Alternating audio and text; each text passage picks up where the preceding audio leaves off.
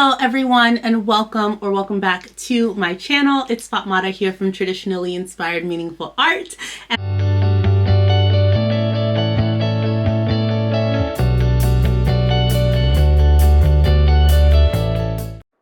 Welcome to part 2. In the last video, I shared an update on this amazing crochet project that I took with me to Guinea, in addition to updates on my alterations for this Simplicity 9539 dress and my Sirocco jumpsuit that I made last year. I also finally got a kickstart on a slip skirt, which I've been meaning to make for a while. Now, let's get into the other makes that I was able to get done. Next up, the next thing I made was this awesome Butterick shirt, and this is Butterick 6422. It is a vintage pattern that I just loved when I saw it at the thrift store, and I ended up doing view D. No, it's not view D. It's view A, but just without the pocket. And I use this gorgeous cotton hibiscus embroidered fabric from Joann Fabrics.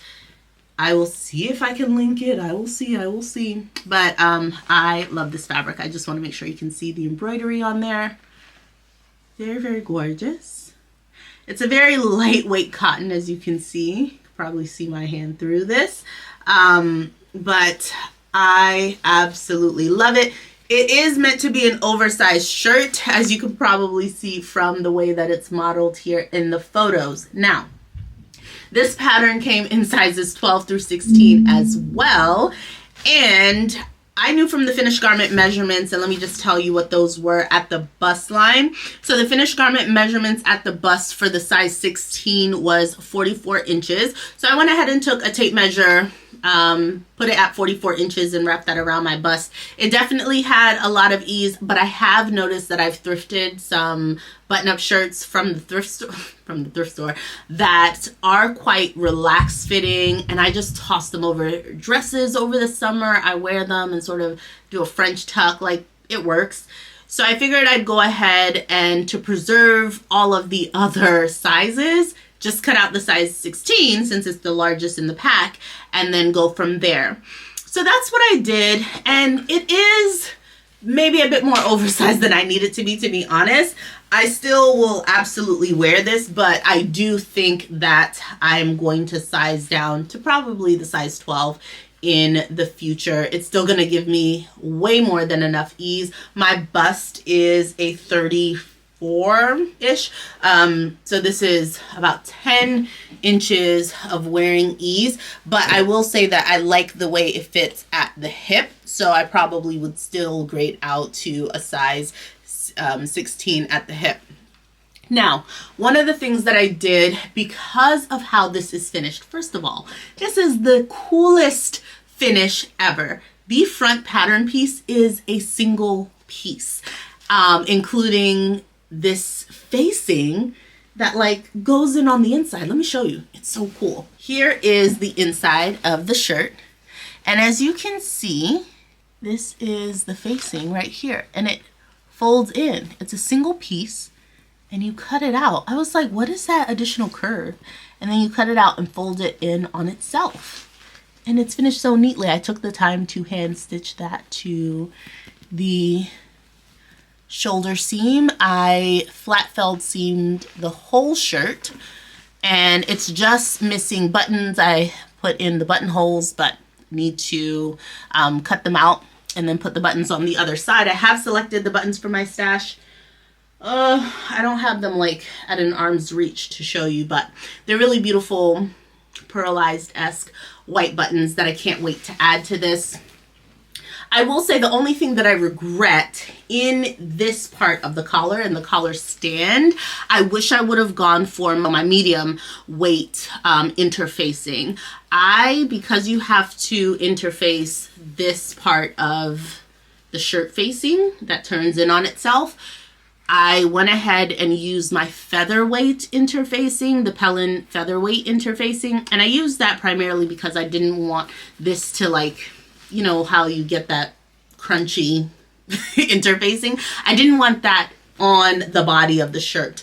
But I do think for the collar and the collar stand, I probably would have been better off going a little bit heavier so it holds the structure. Right now, when I wear it, as you can probably tell, it just wants to lay open. It doesn't really stand up really nicely, and it's not crisp. So that would be the only note to self. Even if I'm using a lightweight fabric all the way throughout, I can use the featherweight on the facing the next time I do this, but I would absolutely go ahead and use the medium weight for this part here, the collar and the collar stand, especially the collar stand. So I think that this is going to be really cool tossed over. I think it's going to be cool tied in the front really casually, just to throw on. And I think because it has this hibiscus embroidery, it just elevates it. It just gives it something a little bit extra to look at. And I think it's really cool. So we're going to sit just like this for a little bit more of the video. And I could see this being a pattern that I revisit. I know button-up shirts are definitely in at the moment, whatever that means. I mean, if you like a button-up shirt, you like a button-up shirt. And I'm a girl who likes a button-up shirt, and probably always will, whether I'm wearing it casually or more professionally. So I could definitely see this in my arsenal. Another reason why I love this facing is because if you had like a really beautiful print, imagine if this were flipped open and the wrong side of your fabric isn't the same as the right side, you would often get like the ugly insides of your fabric. But because of this facing, look, I like have this flipped all the way out and it's still the right side of the fabric. Because of how it's done. It's one of the reasons why I love getting vintage, actual vintage patterns. Some of the ways they do stuff, you're just like, you were thinking.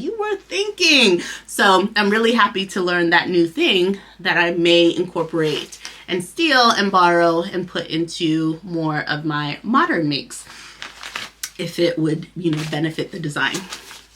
Next up, I made a hack of S9114 out of this gorgeous buffalo check fabric. This is a thrifted fabric that I picked up quite some time ago. It is a textured cotton fabric. Do you see those textures? It's gorgeous. It's like a medium sized, this is buffalo check, right? I think so. Tell me if I'm wrong. Beautiful grayscale, black, cream, a little bit of gray, gorgeous. And I used the bodice of S9114, sleeves, cuffs, all of that, just because I had so little of this fabric and it's a narrower width. So I wasn't working with a ton of fabric, but I knew that if I use S9114, I am usually able to, in pattern placing, very strategically cut out the bodice out of a scant amount of fabric, and that I did. To the point where I didn't have enough for the fold over button front placket for this shirt front, for both of the shirt fronts maybe. What I ended up doing, and I wrote it here, because my fabric was 45 inches wide, I didn't have enough. So what I ended up doing, I just laid the bodice piece the best I could with about a 2-inch difference. But knowing that you fold in the fabric 2 inches, I just went ahead and borrowed like a slither of fabric from another part of the fabric that I had remaining to account for that. So I could still cut out the fabric along the 45-inch width, the front and back. So that worked out really, really well, so that I could cut out the back on the fold and then cut out the front on the, selvage side of the fabric. And then again, strategically placing the sleeve as well as all the cuff and neck piece and collar pieces to make sure that that worked. And I love this pattern because it does use a single collar piece. So it's not a 2-piece collar, it's just 1 piece. Again, another way to save on fabric. So this is a very, very simple sort of sew, especially the bodice. And then with the fabric that I had left, which was the width of the fabric, the 44 inches, and it was 56 inches wide. Again, my hip is about 42 to 44 inches. I say about because, child, every time I do my measurements, I'm like, where are you? Anyway, I'm between those measurements. So for me, the 56 inches didn't feel like a lot of ease, but I wanted to make it work because I wanted this to be a long shirt dress for the autumn. And this is what I ended up with. Let me put it on so you can see. So currently this is missing buttonholes and buttons. I have picked out these gorgeous La Mode buttons. This dress pattern does call for 15 buttons, so it is quite button hungry. So I had to go in my stash and see what I had enough of. They're sort of like, almost like a hammered texture. So I have different sizes. This is 1/2 inch button, which is what you need. However, this is a little bit smaller, but I'm hoping I can get away with it for the bottom skirt portion because I don't have enough of, I only have 8 of the 1/2 inch ones. Well, they're 7/16 of an inch, but you know, close enough. And then I have a number of these smaller ones. So I'm gonna go ahead and just use them because it's the same type, just a different size. So this is the shirt dress so far.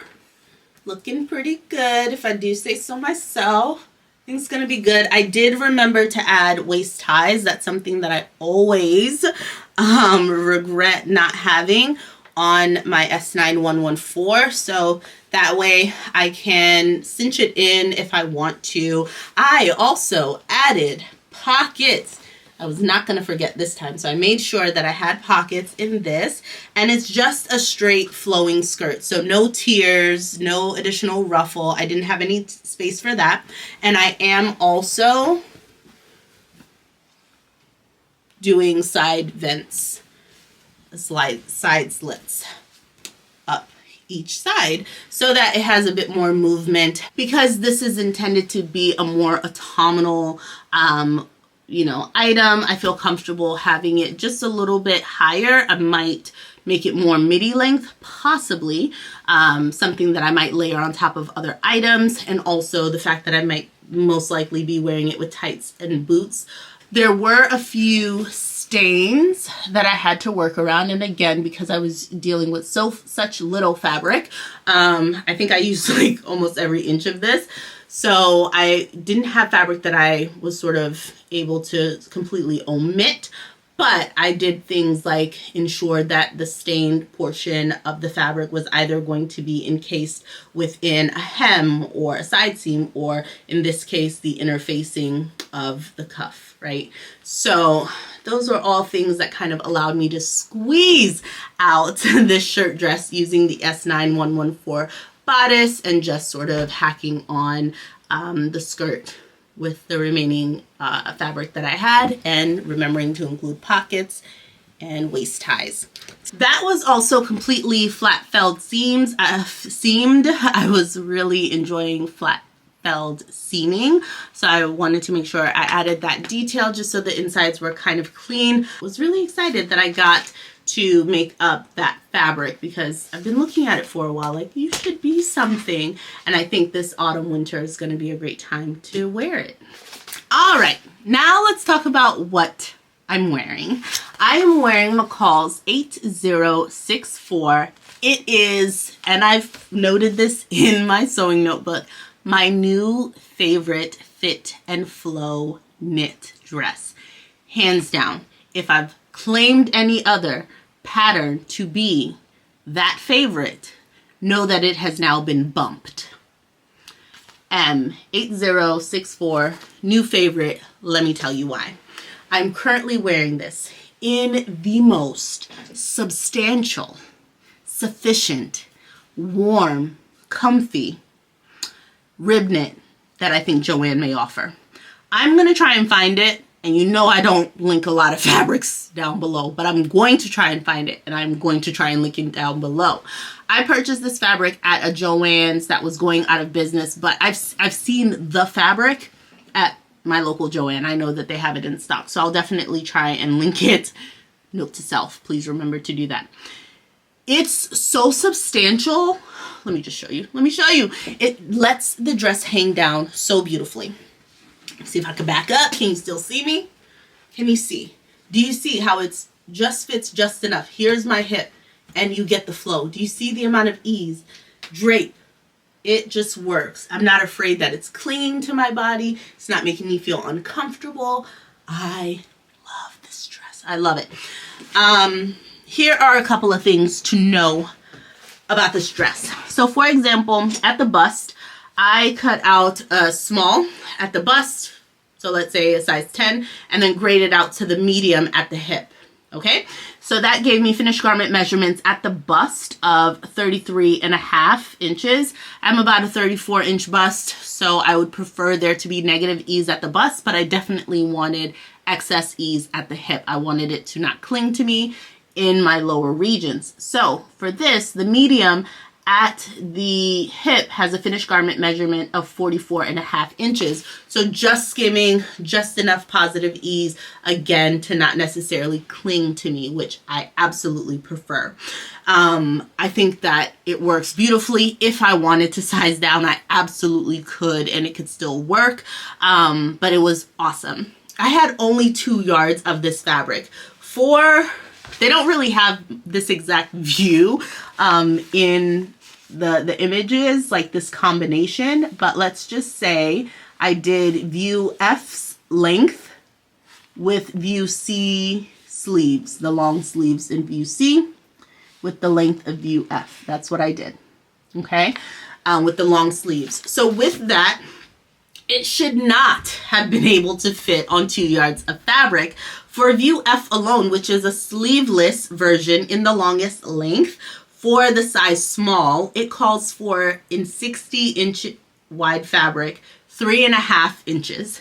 Had I read that alone and not taken the time to take out the pattern pieces, cut them out, and kind of finagle things on my fabric, I would have been like, I'm at a loss. I absolutely can't get that out of it because that's 1.5 inches more fabric than I have. Obviously, it's not going to work. However, again, and this worked because I understand that I'm cutting more on the smaller size ranges, so take that with a grain of salt. If you are a similar size to me and want to see if you can get this dress out of less fabric, let me tell you how I did it. What I ended up doing was including a seam in the sleeve. So I was able to get this out of a slither of fabric. And I also cut the back out of 2 pieces. Okay. I put a center back seam for the back pieces, and there is no curve in the back of this pattern, right? So I sort of placed my pattern pieces so that the center front was laid on the folded edge on my fabric long ways, and then I had the back pattern piece on where the selvage was, okay? And then I was able to find a slither of fabric that remained where I cut out the sleeves. And then I also pieced together out of 4 different pieces. The neckband that I have here is pieced out of 4 different pieces. So it was a lot of finagling. Not everyone is up for that. I absolutely get it. But if you're someone who has a really beautiful knit, like a substantial knit fabric, and I'm saying that because I prefer fabrics like that. I think that's why it has this body, and just, it was so easy to sew because of how like thick and gorgeous it was. So that worked out for me, and it's a rib knit, and I absolutely love it. Look at that. It's so cozy. I also had the audacity, I mean, I took my time with this and still got it done in less than 2 hours for my first try. I was astonished. I did a blind hem on the cuffs and a blind hem stitch.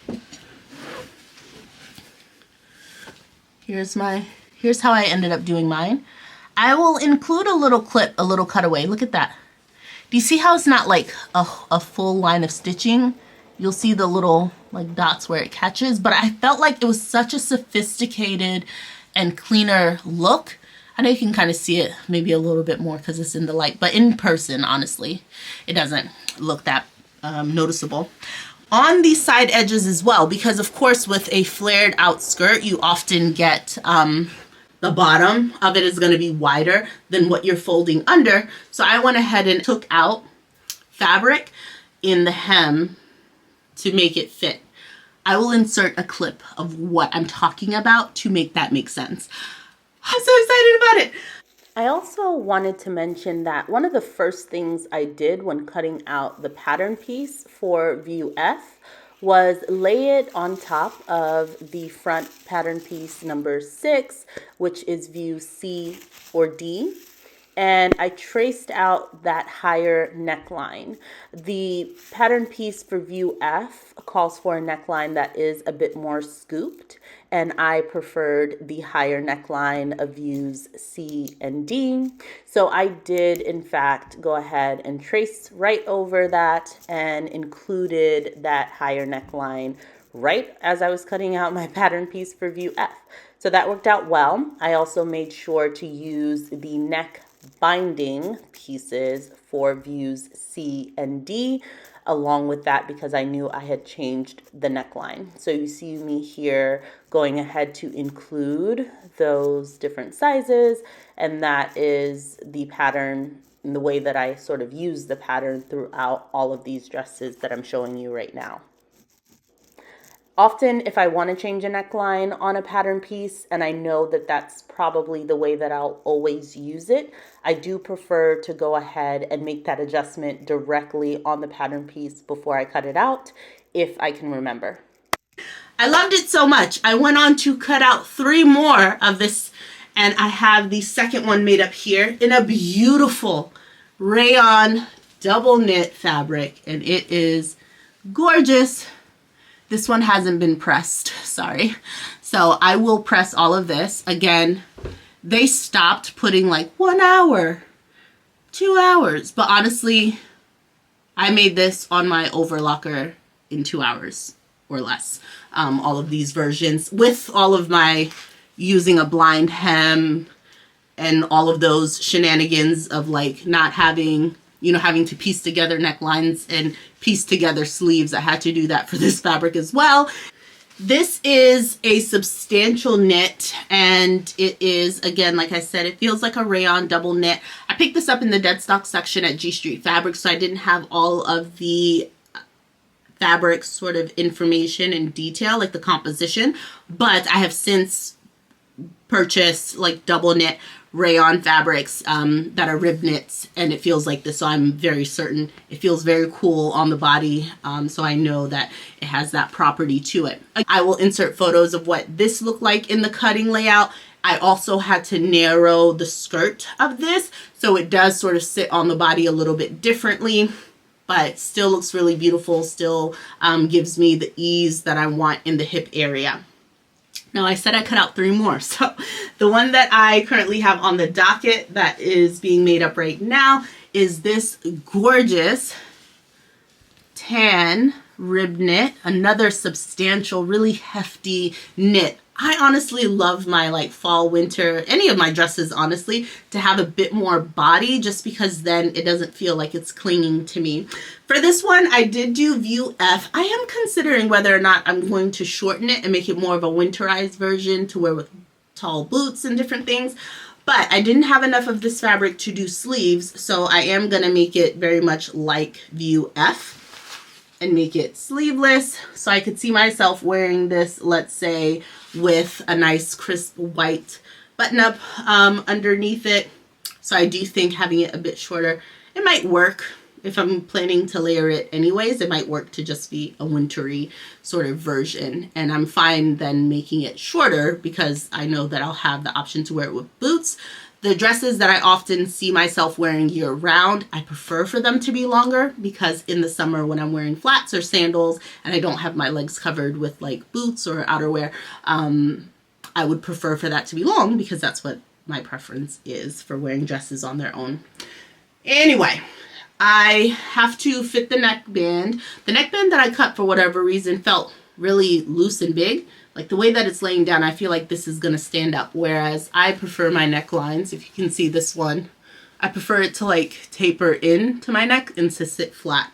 So this one is sort of standing up, so I'm going to do what I often do, which is like taper it in. This is another neckband, because of the limited fabric I had to make this neckband in 2 parts. Something that I honestly, if it's like the difference between me getting the item and like having to cut something out that's meant to be cut on the fold, cutting it in 2 pieces and having a seam in it, I'm gonna seam it up every single time because I'd rather have the item.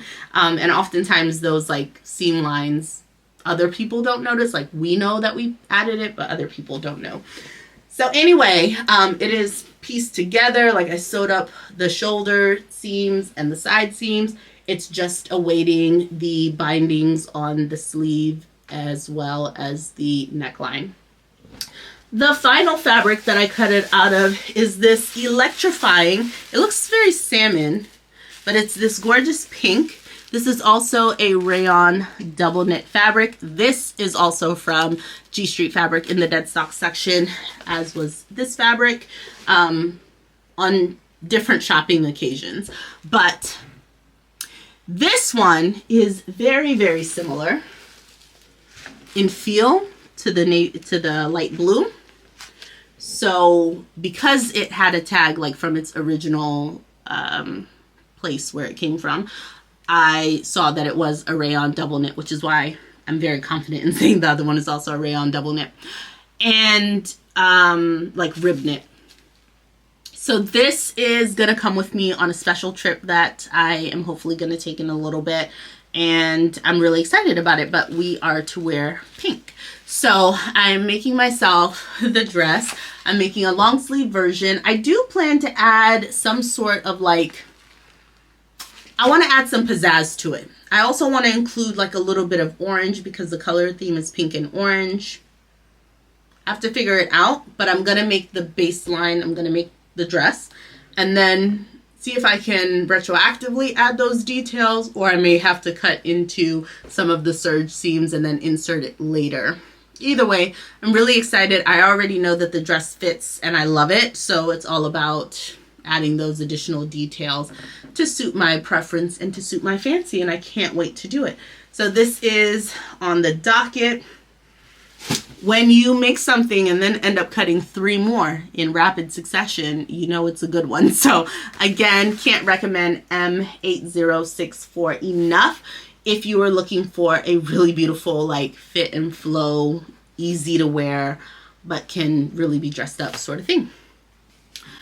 As far as plans for upcoming makes, you already know what I'm finishing up, adding buttons, hemming things, finishing those knit dresses. But I also have this fabric, which I've been threatening to make something else out of. I had previously made S9114 the dress, and this was February of 2022. I made this out of this gorgeous crepe. It's not really a crepe. It's a polyester fabric from G Street Fabrics, and I love this bold floral on this dark background. Absolutely love it. So I've decided to make myself a half circle skirt. I am holding up the offcut from that. I had 2 yards of this remaining, so I was able to get a midi-ish length half circle skirt cut out, which is next to me, but I'm not going to pick it up because all the biasy things. And then I had this like random offcut. So this is what I did. I drew a little diagram of it, so hopefully I can show you what it is. So I cut out the half circle skirt, and this is what was left. So I took my half circle skirt template, and then I just flipped it on this little corner. So that left me with this strange cut of fabric that otherwise would be, I mean, like, what would I do with this? Probably a big fat nothing. But what I think I'm going to do with it instead, do you see? This is the half circle skirt portion, so let me handle it with care. So here's the curve. What I'm going to do is add an overlay on top of the half circle skirt, like some sort of asymmetrical, funky, but beautiful. And I think it's going to add movement, it's going to add interest. It's going to be like the same print on top of the same print. So it's one of those things you'll only really catch it when you see it sort of moving. I think when I stand and there's a rush of wind and you kind of see it flutter, you'll be like, what?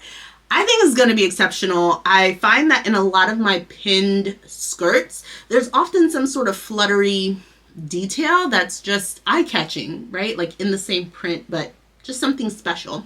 So I'm really excited to add that. And also it allows me to sort of like have very minimal waist, which is also a plus, especially when you have a fabric such as this one, which is so dreamy and you're like, I want to use up every single inch. So that is my plan. If it works out and I love it, I mean, even if it doesn't work out and I don't love it, you'll be the first to know. So I am excited to get to work on that. And that is self-drafted, but you could use the By Hand London circle skirt calculator for your skirt and circle skirt needs. I think it's a great resource, so that's what I would recommend. Now, final thing I'm going to talk about in this video as far as a plan is McCall's 7476, and I plan to make that hopefully soon. In this is a sneak peek. I have shopped, I have purchased fabric, but that'll be a separate video. But this is a sneak peek of this really rich, like, it's such a beautiful ribbing. I think it's meant to be actual ribbing that you would add to cuffs and things like that. It's quite, I mean, like, it's substantial, but it's like a really beautiful weight. And as soon as I felt it, I was like, this is a cardigan. So I want to make the long line cardigan version here. And that's view E, and I cannot wait to make it. I think it would look really, really dreamy draped over an outfit that included this skirt, because this skirt also has that cream color right here, and with like a black top or any of these colors or a similar color to this, I think it would just look really, really nice and go with a lot of things that I have in my wardrobe to have a really nice, like, full length cardigan. I have enough of this fabric to do so. So that is sort of like the next project after I get through some of these other things. I've already cut out this pattern, and I went ahead and cut out the largest size in this pack, which is the medium. But I'm going to cut the medium in the bodice, grading out to a size large at the hip in the long version here. Again, that's M7476, and it's just been really good to actually go into my pattern stash and start using up the patterns that I've been bringing in lately. It's been making me really happy to get creative, and also to have discovered a new favorite, right, in this McCall's dress that I'm wearing right now. So that's what I have that you can look forward to. This has been a long video, so thank you so much for hanging in there, but I hope that you've enjoyed seeing what I've been making so far. I will have full length and, you know, better photos of this coming up shortly, but in order to get this to you in a timely manner, please forgive me that I don't have those, you know, nicely pre-taken photos already. That does take time and take time to edit in and things like that. So I will hopefully have a video coming up for you which will have a bit more images included, but hopefully you've enjoyed just the, you know, images of me tossing them on for you right now. Have a lovely day. I hope you get to do something creative, and I hope to talk to you soon. Please do like and subscribe, and tell me in the comments down below, what's your most favorite thing that I've shown you that I made so far? I hope that you're excited to see me back, and I hope to, you know, stick around and be with you with some more videos. Let me know what was your favorite make so far, or what you're looking forward to seeing out of my plans to come. Bye-bye.